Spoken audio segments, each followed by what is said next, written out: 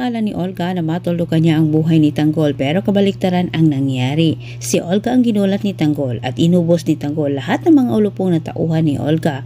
Walang takas si Olga sa mga bala ni Tanggol at samantala nasukol naman ni Tanggol itong si Dindo at ikinanta si Olga na may utak umano sa pagtanim ng bombe sa labi ni Noy. At habang nakipagratrata nitong si Tanggol sa mga tauhan ni Olga ay napigilan naman ni Madonna itong si Olga na tirahin itong si Tanggol.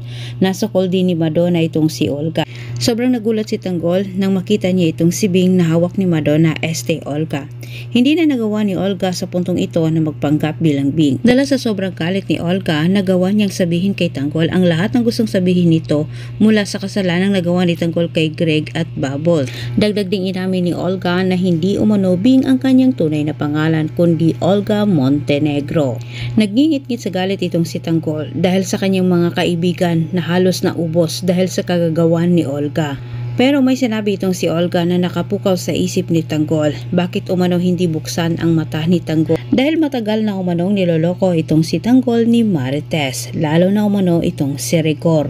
Dagdag hirit pa ni Olga kung hindi ba umano nagtataka itong si Tanggol kung bakit galit na galit itong si Rigor sa kanya. Sabay sabi ni Olga na siya umano ang nagtuldok sa buhay ni Mokang.